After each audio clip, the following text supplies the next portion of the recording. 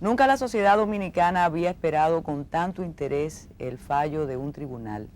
Dentro de pocas horas la sociedad conocerá la decisión del tribunal que conoció el proceso Baninter. Crónica del fraude bancario ha querido reunir a los abogados de la Autoridad Monetaria y Financiera y Baninter en liquidación para escuchar la evaluación final de esta primera etapa del proceso que algunos llaman el proceso del siglo. Licenciado Fidel Ernesto Pichardo Baba, lo primero que llama la atención es la continuidad institucional. Cambió el gobierno y la Autoridad Monetaria Financiera y decidió continuar con el proceso como si nada hubiera ocurrido. ¿Eso significa que hay indicios de institucionalidad en el país? Sí, Carmen, gracias. Lo primero que hizo el gobernador del Banco Central en esta nueva gestión fue precisamente instruir a la consultoría jurídica de la institución a analizar estos procesos.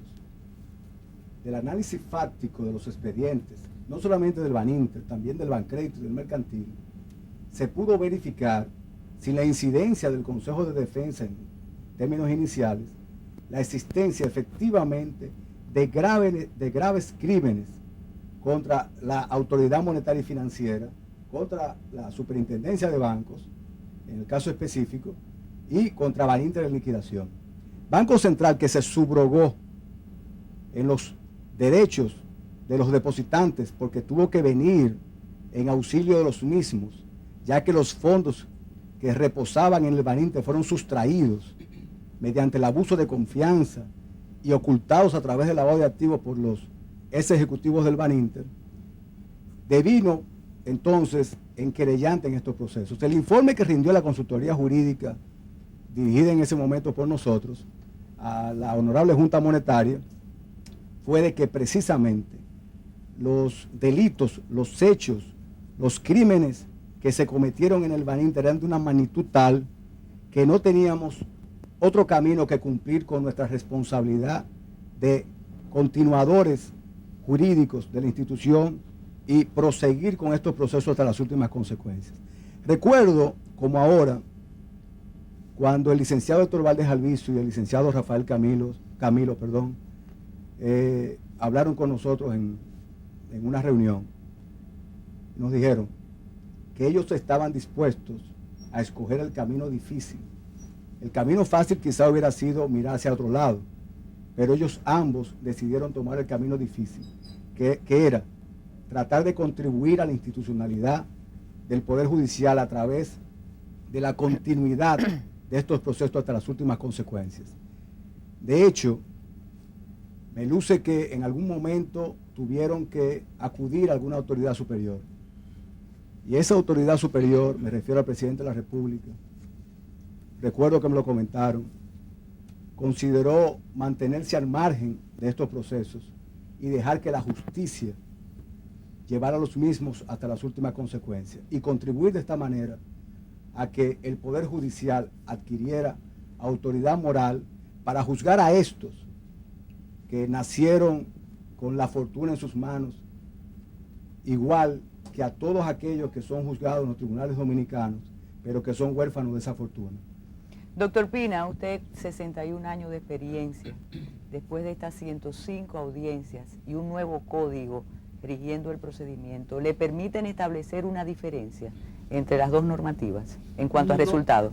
No, ninguna diferencia observo ahí, todo lo contrario, similitudes, porque se habla de que la íntima convicción no existe ya, que ha sido desplazada de nuestro derecho, y yo estoy en contra de esa posición, porque yo entiendo que las pruebas se presentan para convencer al juez, para llevar al juez a la íntima convicción, como en este caso, en que un sinnúmero de pruebas irrecusables ha sido llevada ante los jueces para convencerlos de que estos señores son culpables de los hechos que se le imputan. Entre los hechos que se le imputan está el de abuso de confianza, está el de violación de las leyes financieras, está el de lavado de activos, que es un crimen que real y efectivamente reproduce el interés y lo que subyace en la psicología profunda del dominicano legislador, que fue llevar a la ley el sancionar un crimen seguido de otro crimen. Ellos cometieron el crimen de abuso de confianza, fundamentalmente, en perjuicio del Estado Dominicano y de los depositantes. Y cometieron para cubrir ese crimen, el crimen de lavado de activos, creando situaciones e instituciones que sirvieran para distraer y ocultar lo que se llevaron y que finalmente el Estado y los depositantes perdieron. Ese es mi criterio actual y yo creo que el proceso fue llevado con toda regularidad y no me tiembla en lo absoluto el pulso para decir que las máximas penas son las que deben intervenir en el caso. Doctora Tañán Pérez Méndez, después de pronunciada la sentencia, ¿qué se hace? ¿Cuánto tiempo hay que esperar para la apelación? ¿Y qué esperan ustedes para continuar el decurso del proceso? Es bien sabido y conocido que todo aquel a quien no le favorece un fallo de los tribunales represivos del orden judicial de la República Dominicana, el único medio que tiene para mantener viva su esperanza es interponer el correspondiente recurso, que en este caso es el de la apelación, para lo cual existe un plazo breve de 10 días. Pero, hoy por hoy, la decisión del primer grado adquiere una relevancia mayor que en el ordenamiento jurídico anterior, porque el recurso de apelación tradicionalmente siempre tuvo dos efectos, el efecto devolutivo y el suspensivo. Suspensivo en tanto cuanto suspendía la ejecución de la sentencia, lo cual se mantiene aún. Pero ya no podemos decir lo mismo en cuanto al efecto devolutivo. Aunque las partes perdidosas interpongan recurso de apelación contra la decisión que tenga bien dictar el tribunal colegiado, no es para recomenzar un juicio con la extensión que se conoció de una duración de aproximadamente 9 meses, en un proceso que ya tiene años, sino que habrá que discutir una mini casación, le llaman algunos. Hay pequeñas diferencias ya, obviamente, entre el recurso de casación y la apelación, pero lo importante es la revisión de la sentencia a nivel casi exclusivamente de si hubo o no hubo salvaguarda y respeto a los derechos que la Constitución, los tratados y todo el mundo guarda a todo acusado. Yo creo que la forma como el tribunal colegiado se ha conducido durante tantos meses en la salvaguarda de sus derechos, a veces ha habido incidentes necios, repetitivos. Sin embargo, el tribunal, quizá para que no quede la menor duda de que se han desenvuelto con extrema imparcialidad, lo ha ido soportando, fallando y juzgando.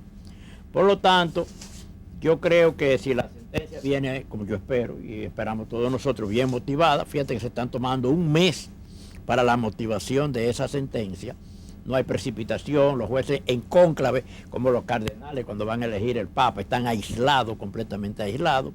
Yo creo que hay que suponer que vendrá una buena sentencia. Claro, como no a todas las partes se le puede dar ganancia de causa, los perdidosos habrán de interponer su correspondiente recurso de apelación. Licenciado Salcedo, el temor de los imputados ha sido el lavado, quizás porque el lavado se relaciona con narcotráfico.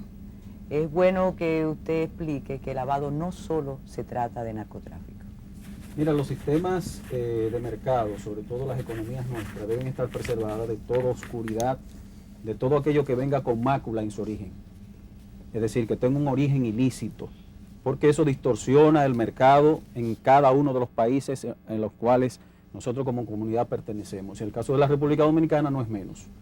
Siempre se discutía si el origen ilícito o maculado, es decir, sellado, que viene con un origen tortuoso, dañino, pernicioso, oscuro, si era solamente un dinero producto del narcotráfico, de una actividad de terrorismo y demás.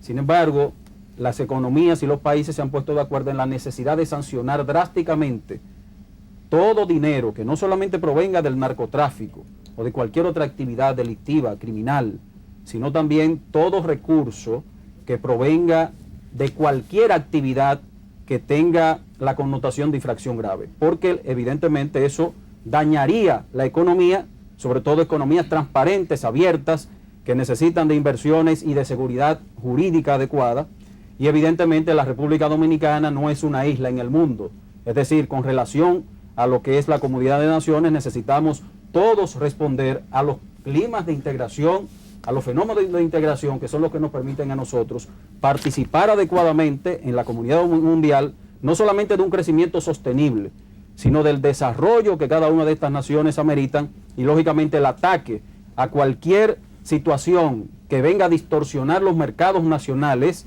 y los mercados internacionales tiene que ser drásticamente enfrentado, y eso es precisamente lo que se ha buscado con la ley de lavado de activos. Licenciado José Lorenzo Fermín, el ladrón no es estafador. El estafador necesariamente no comete abuso de confianza. ¿Usted puede establecer las diferencias? Mira, Carmen, una de las infracciones que se le retiene a por lo menos 3 de los acusados del fraude banista es precisamente el abuso de confianza. ¿Y qué debemos entender nosotros por abuso de confianza? Es una infracción prima hermana, hermanita, pudiésemos decir, del robo, de la estafa. ¿Y cuál es la característica fundamental del abuso de confianza? De que usted, siendo administrador de fondos de otro, distraiga esos valores. En otras palabras, que no haga un uso correcto, efectivo, pulcro de los bienes que está administrando. ¿Qué fue lo que sucedió en el Banín? Que Ramón Báez Figueroa, Marco Báez Coco, Vivian Lubrano de Castillo, en su calidad de ejecutivos del más alto nivel del Baninte, tenían la responsabilidad de administrar ese banco, porque ese banco no era de ellos, no eran los recursos propios que ellos estaban administrando, eran más de 77 mil millones de pesos de ahorristas, de depositantes que habían confiado en la institución y habían llevado sus dineros, sus esperanzas ahí, pero también de las autoridades monetarias, específicamente al Banco Central, que le había entregado cuantiosos recursos, básicamente a título de facilidades, para que ellos pudieran resolver los problemas de liquidez o insolvencia que registraban desde septiembre, básicamente del 2002. Y estos señores, en vez de bien administrar esos valores del público, lo que hicieron fue utilizarlo en su propio provecho, a través de mecanismos como los sobregiros, los supuestos préstamos, que no eran préstamos tales, porque nunca hubo una solicitud real para obtener esos préstamos, nunca hubo una aprobación de ningún comité de crédito, nunca me dio un contrato real, ni tampoco hubo garantía, pero tampoco, mucho menos, hubo un retorno de los intereses y el capital. Si hay un hecho evidentemente palmariamente demostrado en el fraude Baninter, el fraude más grande que se ha cometido desde el punto de vista financiero en el mundo, es el abuso de confianza. Es innegable que ellos, como mandantes, violaron la responsabilidad que tenían frente a ahorristas, depositantes y las autoridades monetarias. Licenciado Tomás Hernández Metz, algunos le imputan negligencia a los representantes de la autoridad monetaria y financiera y algunos auditores y contadores, pero otros dicen que hubo ocultamiento de información. ¿La hubo? Claro que hubo ocultamiento de información. Carmen, para el factor común en cada crisis bancaria originada con fraudes mediante los cuales se han sustraído fondos de depositantes ha sido la ocultación de información a las autoridades. La posibilidad de manejar a discreción una cantidad de recursos del público es el primer elemento necesario para defraudar a ese mismo público. ¿Y qué resulta? Que en este caso una infracción que ha querido ser minimizada por los mismos imputados nos otorga nada más y nada menos que de 3 a 10 años de prisión. Una condena acorde con los hechos sucedidos en este caso y acorde con las pruebas que han sido presentadas, que pueda sancionar drásticamente la ocultación de información por parte a las autoridades monetarias y financieras, evidentemente mandaría un mensaje y significaría la posibilidad de que estas crisis bancarias que son cíclicas en nuestra nación lleguen a su fin. Licenciado Teobaldo Durán, ¿quiénes son los magistrados que conocen este proceso y que van a emitir dentro de pocas horas la decisión final? Mira, se trata del primer tribunal colegiado que está integrado por el presidente, que es Antonio Sánchez, que junto a Pilar Rufino forman parte de la primera promoción de la Escuela de Judicatura y fueron designados jueces de primera instancia de manera conjunta. Antonio Sánchez fue designado juez de la segunda sala de la Cámara Penal y Pilar Rufino fue designada juez de instrucción del sexto juzgado. Integraba ese primer tribunal colegiado originalmente la magistrada Esther Angelán y fruto de que ella no comenzó a conocer del proceso porque estaba en periodo de vacaciones o porque se inhibió, realmente no recuerdo porque hace ya bastante tiempo, pero viene Giselle Méndez a integrar el tribunal y se designa Antonio Sánchez como el presidente de ese primer tribunal colegiado. A Esther Angelán incluso se le crea un nuevo tribunal colegiado, ¿verdad? Que es el tercer tribunal colegiado, y ahí se le designa también a ella juez, presidenta de ese tercer tribunal colegiado. Los tres integrantes, como te repito, Antonio Sánchez, que preside, y Pilar Rufino y Giselle Méndez son jueces de mi generación, relativamente de mi misma edad, y por lo menos conozco a Antonio Sánchez, una persona muy ecuánime, lo conozco muy bien, y conozco también a Pilar Rufino, que fue abogada de la primera unidad de defensoría pública extraoficial que fue creada en la nueva Suprema Corte de Justicia. Licenciado Manny Sierra, una de las características de este proceso, aparte de la magnitud, del monto de las infracciones envueltas, el origen social de los imputados, la continuidad de Estado, las óptimas credenciales de todos ustedes, ha sido la coexistencia de dos sistemas procesales. ¿Eso ha facilitado el proceso, ha determinado el desarrollo del mismo? Permíteme decirte que gracias a Dios, independientemente de las críticas que se establecen sobre el nuevo texto procesal, yo soy de los que entiende que gracias a Dios, a la existencia de este nuevo texto, el proceso pudo avanzar tan rápidamente. Es conocido para todo el mundo y para los abogados que están aquí mucho más, de que el abogado del principal acusado en este proceso, una de las características que le adorna básicamente es la gran cantidad de incidentes con que históricamente ha acostumbrado a llevar sus procesos. De manera que si no aparece este texto salvador, ustedes pueden decir, y el pueblo dominicano pudiese estar seguro, que ese proceso hubiese sido inacabable. Inacabable. Inclusive, una de las grandes luchas que tuvo la barra de defensa de ese principal acusado fue inclusive llevando el proceso por ante la Suprema Corte de Justicia, pidiendo que el proceso se estuviese conociendo con el código anterior. De manera que, desde mi óptica, reitero, a pesar de las críticas que se establecen contra el Código Procesal Penal, sobre todo de mucha gente que no lo conoce o que lo conoce de oídas, salvo las pequeñas debilidades, porque un código no es un traje a la medida, necesariamente tiene que irse reajustando en el proceso. De manera que yo creo que este código ha salvado el caso Van Inter y por eso hemos llegado al final.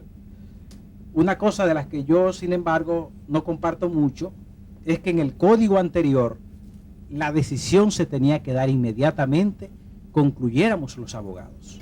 Esta vez, sin embargo, el Código Procesal Penal permite que los jueces puedan tener un plazo amplio y en ese interín se pudieran producir, como yo entiendo que se han producido en favor de los imputados, una serie de cabildeos y una serie de presiones desde medios de comunicación que reposan en sus manos, a los fines de que los jueces se sientan un poco temerosos y puedan mejorar, si se quiere, en tanto la sanción que nosotros esperamos se le debe aplicar a cada uno de estos imputados, siendo una sanción un poco más benigna. De manera que nosotros entendemos que el código ha salvado el proceso. Licenciado Francisco Benzán, la opinión pública fue sorprendida con las imágenes del confort de las salas de audiencia y algunos llegaron a pensar que ya la infraestructura judicial había sido transformada. Sin embargo, usted ha insistido siempre que esa sala fue hecha a la medida de los imputados. ¿Eso es cierto? ¿Usted lo ratifica? Bueno, Carmen, mira, quizás el tema de que fue hecha a la medida de los imputados es un poquito desatinado.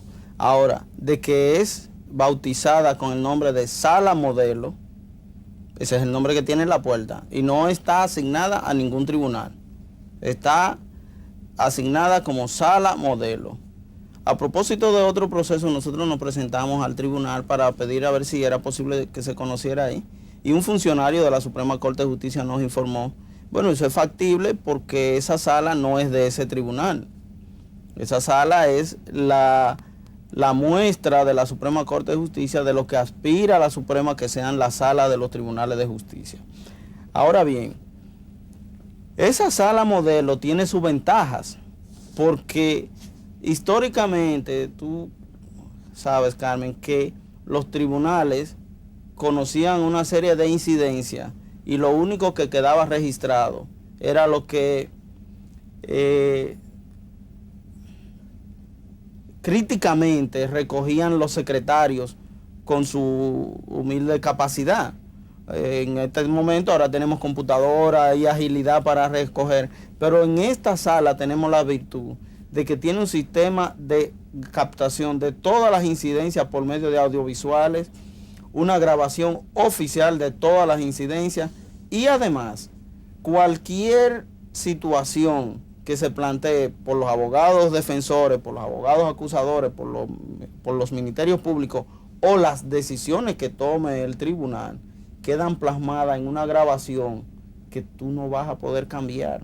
Porque al final de cada sección de trabajo, las partes que tienen el interés correspondiente obtienen un disco con la grabación íntegra de lo que ha sucedido en esas audiencias. De manera tal que sí es una gran ventaja para los juicios y los procesos que tengamos esa sala confortable. Lo que falta esperar es ver hasta dónde se pueden sostener esas salas con esa confortabilidad y esos niveles de tecnicismo que son muy costosos. Licenciado Álvarez Valdés, la defensa y algunos medios cercanos o propios de la defensa insisten que esto ha sido una ficción, que no hay pruebas. Sin embargo, usted cada vez que le toca la oportunidad dice que las pruebas sobran. Bueno, Carmen, no lo dijo Francisco Álvarez, lo dijo el tribunal en dos ocasiones distintas. En primer lugar, cuando ya íbamos cerca de las 380 pruebas incorporadas al proceso, el tribunal decidió que era suficiente porque ya las demás lo que hacían era sobreabundar en los aspectos que habían sido probados. Eso no lo dijo Francisco Álvarez, lo dijo el tribunal. Pero en segundo lugar, cuando quisimos introducir unas pruebas nuevas, el tribunal también volvió a reiterar que para los fines que queríamos utilizar esas pruebas ya no era pertinente porque sería sobreabundante. Eso no lo dice Francisco Álvarez, lo dice el tribunal colegiado. La contraparte, por el contrario, así como nosotros hemos incorporado al proceso cerca de 380 pruebas, de las cuales 22 son testimoniales, una pericial y el resto documental, habría que ver qué ha depositado la contraparte como prueba. Marcos Báez Coco, ¿cuántas pruebas aportó al proceso? 0. 0 pruebas. Ramón Báez Figueroa tenía una cantidad inmensa, llegó a incorporar un poco más de 50, de las cuales el 80% eran recortes de periódicos. De esa manera pretendía él probar su inocencia. O, en todo caso, como debe ser, tratar de desvirtuar la acusación. Luis Álvarez Renta también aportó una cantidad ínfima de pruebas. Entre todos ellos no llegaron a las 130 pruebas. Y repito, la mayoría de ellas recortes de periódicos. Entonces, si nos vamos a la prueba más importante de todo, que son los testimonios, por ahí pasaron, y no voy a mencionar a Sonilda Paniagua, al perito, que fueron pruebas importantes, los ejecutivos contratados por Ramón Bay Figueroa para trabajar en su banco, y declararon y probaron cada una de las infracciones, sin ningún género de duda. Y ese presidente del tribunal colegiado ya condenó a Arturo Pellerano en el caso Bancrédito con una sola prueba. Aquí tiene en su poder cerca de 380 pruebas, y entiendo que precisamente por la cantidad de pruebas y por el crimen de lesa humanidad que cometieron contra este país, la sentencia que vendrá este domingo será igualmente contundente. Regresamos de inmediato con Crónica del Fraude Bancario.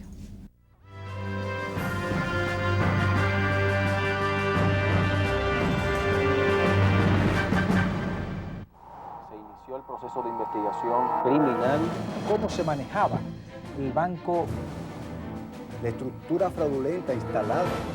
Eso no es nada más que un chantaje. Porque no han podido rebatir la verdad. Parece un cuento de hadas. Cada uno de estos imputados es culpable. Pero la investigación tiene que ver con lavado de dinero. Esa vinculación es real. Por eso no tienen credibilidad. Pruebas abrumadoras. Y es una actividad delictiva por año. Crónica del Fraude Bancario, de lunes a viernes, después del noticiero de la noche, por CDN. Como la Biblia. Gracias por permanecer con nosotros en esta emisión especial de Crónica del Fraude Bancario. Licenciado Álvarez Valdés, la trascendencia de este proceso va más allá de lo jurídico. Y pienso que de alguna manera ya la opinión pública lo entiende, las instancias judiciales, el mundo político, aunque si se equilibra, algunos dicen, todo va a ser lo mismo, esto seguirá siendo como antes. ¿Usted tiene esperanza? Yo creo que sí, que todo el mundo se ha dado cuenta de que este no es un caso ordinario, de que no es un caso más. De hecho, los preparativos para la lectura de la sentencia están acordonando todo el área del Palacio de Justicia, están bloqueando calles, convirtiendo calles de una vía en 2 vías. Yo escuchaba a Uchi Lora decir en su programa de televisión que la justicia dominicana tendrá un antes y un después de Baninter. Y decía que no solamente la justicia, sino todo el país. Y yo creo que efectivamente es así, porque aquí no solamente fue una persona que robó un dinero para beneficio propio, sino que robó un dinero para beneficio propio perjudicando a millones de personas. Y no es de gratis que el Banco Mundial ha cuantificado en 1,5 millones de pobres, o mejor dicho, de 1,5 millones de personas las que fueron arrojados por debajo de la línea de la pobreza por este fraude, de los cuales, según el Banco Mundial, 670,000 cayeron en la pobreza extrema, y todo por culpa de la ambición de unas personas. Yo creo que todos en la República Dominicana estamos conscientes de que si no hay una sanción ejemplar, la justicia no tendrá calidad moral para sentar como imputado en el futuro a una persona que vaya a un banco y se robe 1 millón de pesos, 2 millones de pesos. No habrá calidad moral. Yo creo que para todos nosotros es importante, no para los abogados, no para el Banco Central, no para la superintendencia, para la ciudadanía en general, para todo el que habita en la República Dominicana, no importa su nacionalidad, y para el mundo que está viendo el proceso también, porque este caso se internacionalizó, si se quiere, tiene una importancia vital para el futuro de la República Dominicana. Licenciado Benzán, durante años algunos teóricos y críticos del sistema judicial nuestro han dicho que el aparato represivo del Estado se valida con los pobres, que las personas de origen social privilegiado sencillamente entran y salen de las salas de audiencia como una forma de cumplir requisitos formales. ¿Usted cree que esta es una oportunidad para aplicar la Constitución y las leyes que igualan a todos frente a la ley? Bueno, tú lo has dicho, Carmen, como dice la Biblia. La Constitución no hace discriminación entre ricos y pobres. Ahora bien, las estadísticas criminales ordinariamente se toman con pobres, porque son los que diariamente son condenados y los que llevan sus procesos hasta el final. Con estos procesos no solo con el de Baninter, sino con estos procesos de los fraudes bancarios, la justicia dominicana tiene una oportunidad de oro de incrementar sus estadísticas, asimilar y acercar sus estadísticas a estadísticos que están acostumbrados a vestir de seda, con corbatas blancas, con andar en Mercedes-Benz, andar en vehículos de lujo, porque para los fines de la ley y la justicia, el que anda en un triciclo o el que anda en un Mercedes del año es el mismo delincuente. Ahora, está en manos de esos distinguidos magistrados determinar y decirle a esta población que eso es posible.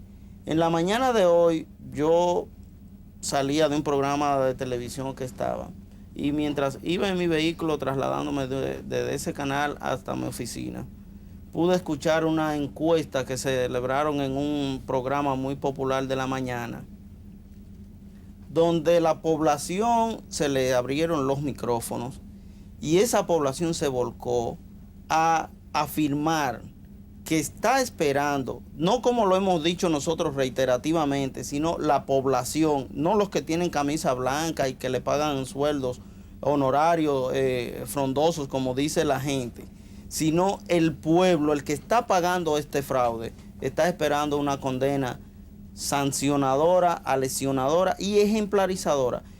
La encuesta terminó 100 a que lo condenen y 13 a que lo descarguen. Hicieron una segunda fase de esa encuesta.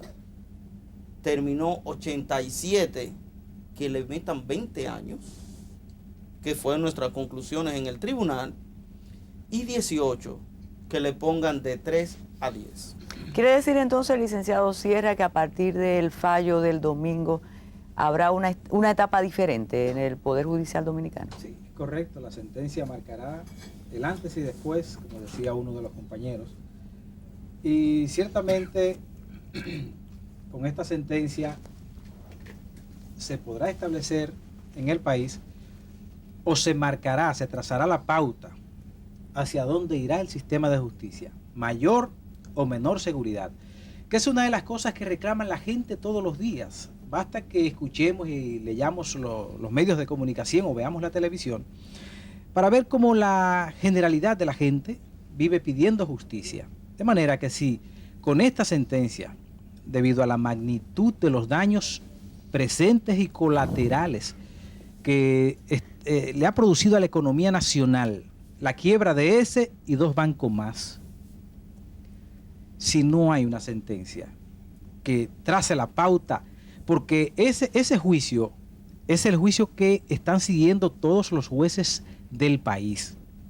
De manera que mucho cuidado si aparece una sentencia y hasta especulamos nosotros ligeramente benigna que no cumpla con lo que está pidiendo la gente. Basta escuchar los programas de radio, televisión, para que ustedes vean y escuchen qué es lo que clama el ciudadano dominicano en su generalidad.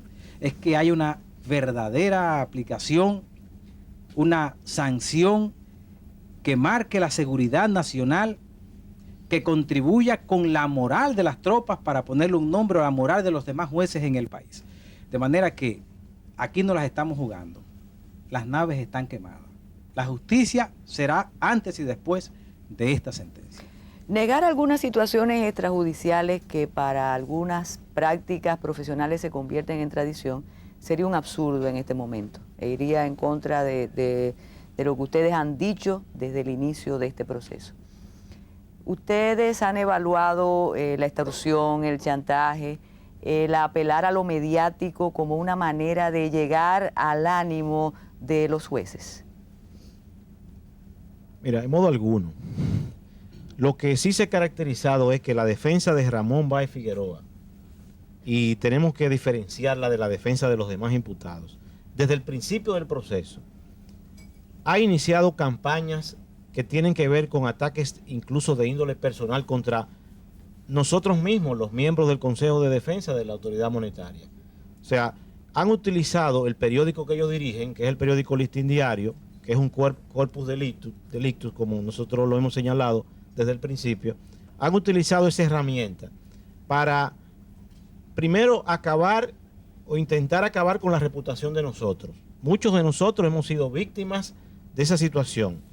Y cualquier otra persona que no esté de acuerdo con las fábulas que se inventa la defensa de Ramón Báez Figueroa es víctima de ese chantaje que ellos han establecido. Las últimas víctimas de esto son el doctor Negro Veras y muy recientemente Rafael Molina Morillo. O sea, todo el que no está de acuerdo con esas fábulas que ellos quieren que le crean, ¿verdad? Y que son infantiles, pues evidentemente que está en contra de ellos y es víctima de esa práctica de ellos para, utilizando el periódico Listín Diario, intentar acabar con la reputación de todo el mundo.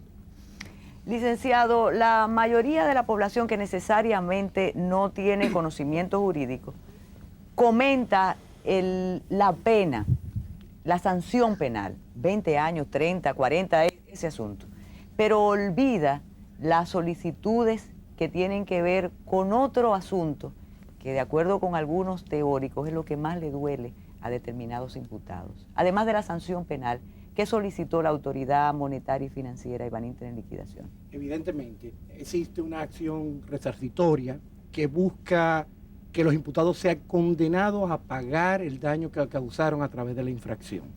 Y vamos en parte. La dinámica del proceso penal hace que el asunto de la pena sea lo que nos llame la atención.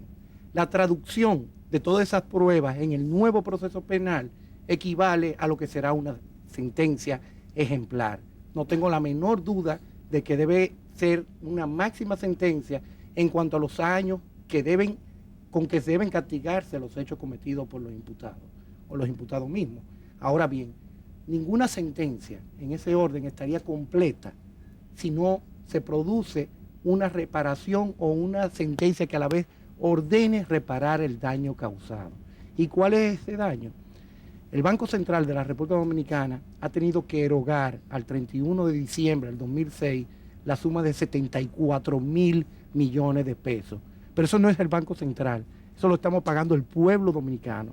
Cada uno de nosotros está sufriendo la consecuencia de esas actuaciones delictuales de los imputados.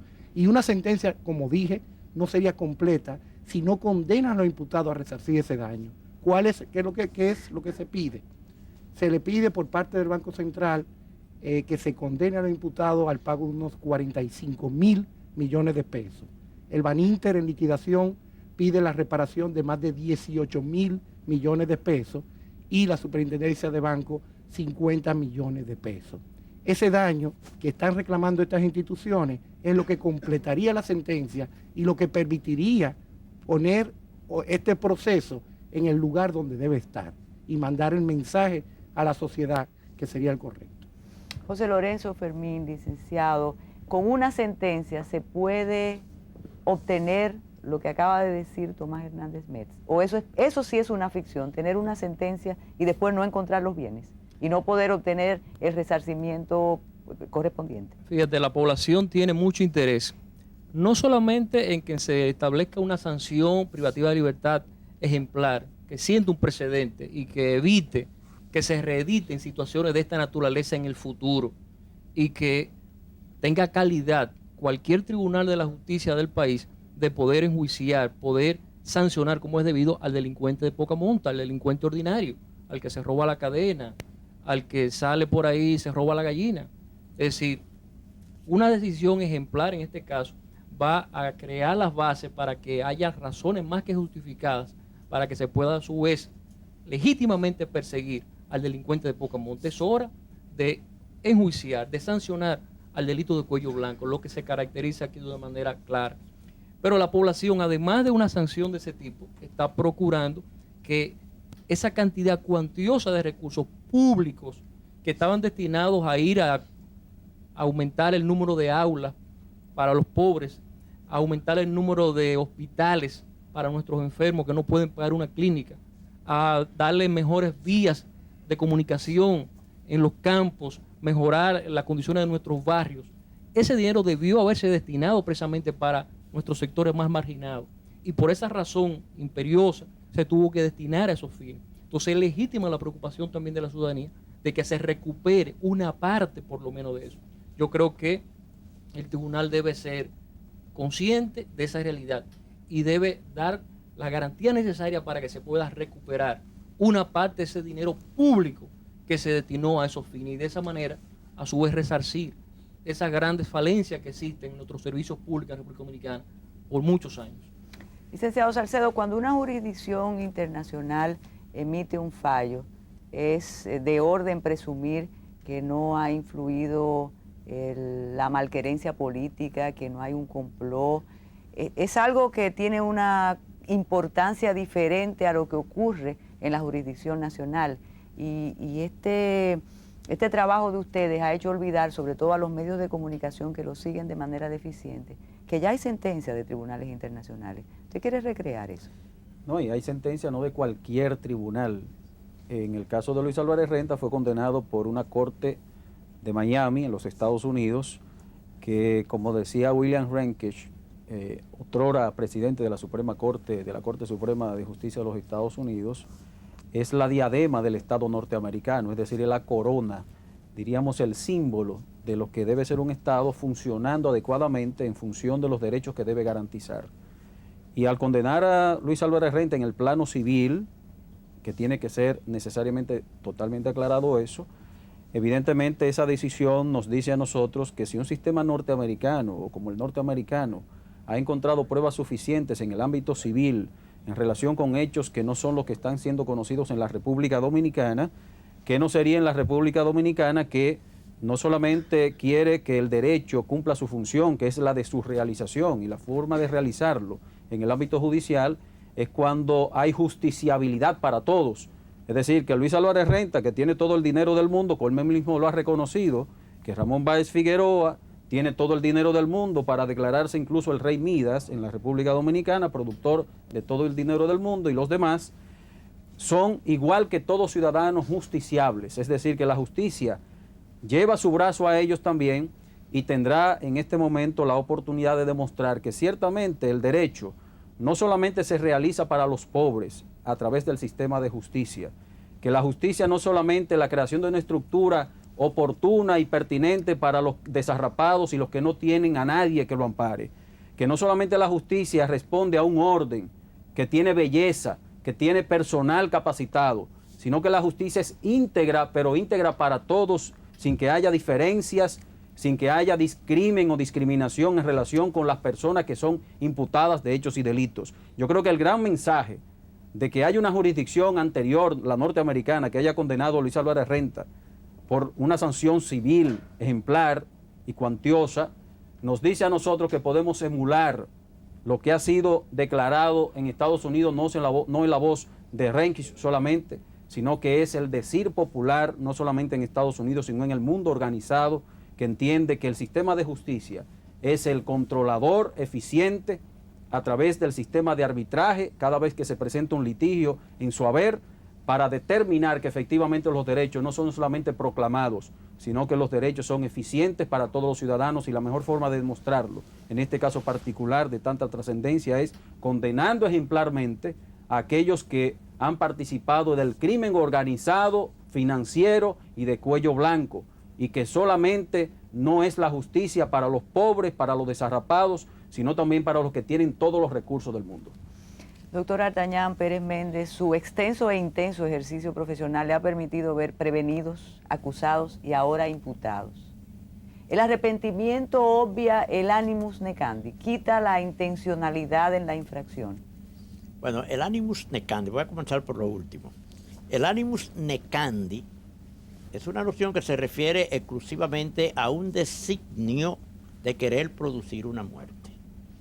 Porque viene de neco, neca, necare, necavi, necatum, que es relacionado con el dar muerte. Fuera de una dirección de la voluntad hacia la producción de una muerte, no se puede hablar de animus necandi. Tratándose de homicidio se dice de animus necandi. Hay animus ledendi, animus necandi, etc.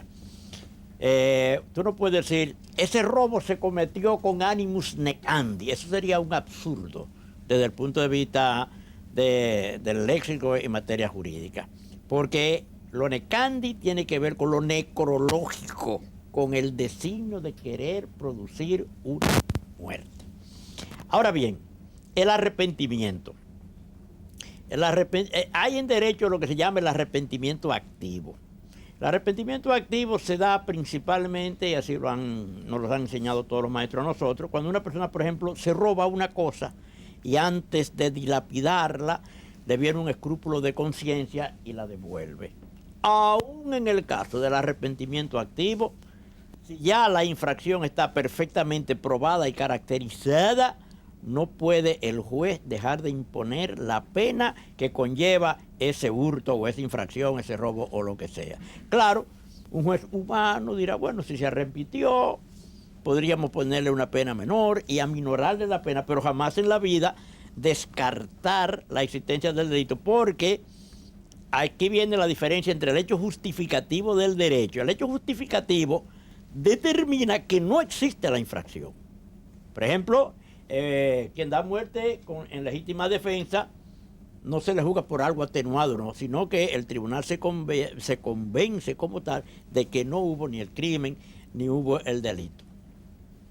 ¿Podrían estos inculpados de ahora venir con un mea culpa, con unos cuantos golpecitos de pecho, después que ellos le han dado tantas trompadas a la sociedad dominicana para tratar de conseguir una sentencia menor de la que le corresponde en derecho? No tenemos que estar exagerando, no, la que corresponde dentro de los marcos de la ley. Yo creo que no, porque aún imponiéndose una sanción ejemplar, adecuada, justa, enmarcada dentro de los cánones de la ley, no se podrá recuperar jamás en la vida el total de las sumas sustraídas de modo fraudulento por esos artífices del hurto. Regresamos de inmediato.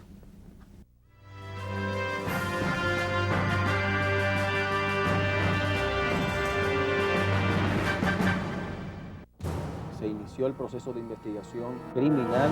¿Cómo se manejaba el banco? La estructura fraudulenta instalada.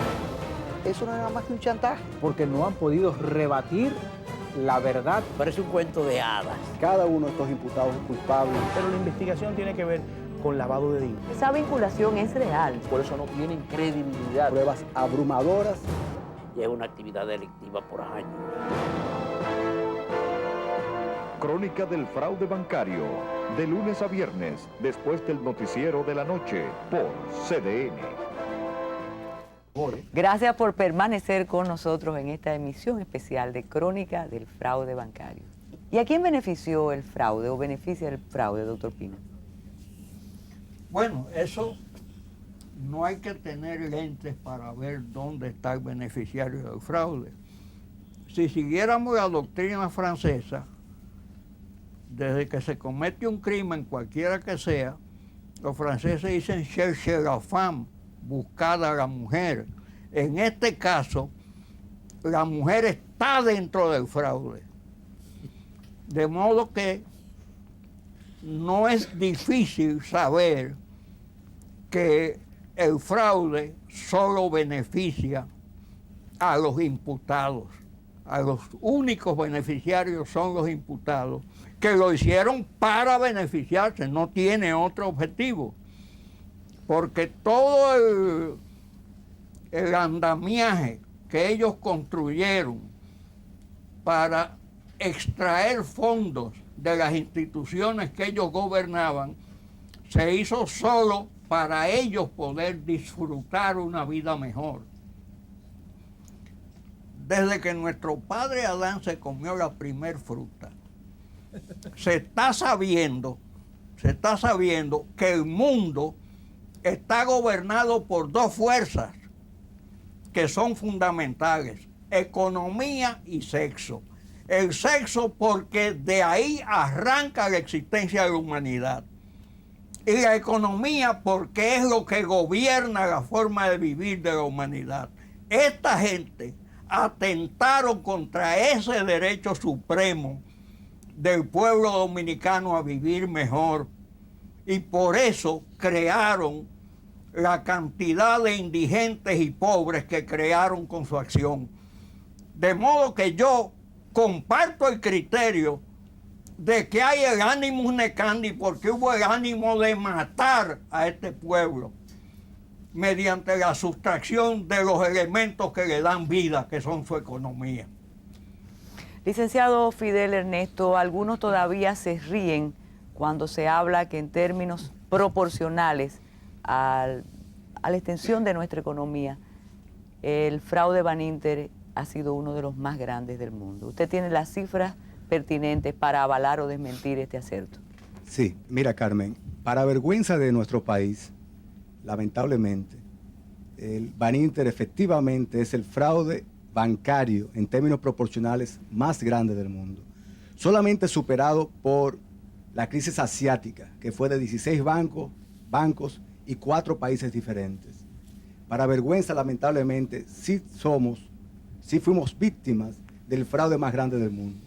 Ahora bien, todo este esfuerzo que este equipo de abogados ha realizado, que la Administración Monetaria y Financiera ha realizado, que el Ministerio Público, que tengo que mencionarlo con orgullo, ha realizado, hizo su pedimento de pena máxima, que ese tribunal ha realizado el sacrificio del pueblo dominicano, debe coronarse con una sentencia ejemplarizadora que debe producirse este domingo, por una sola razón: para que no vuelva la impunidad.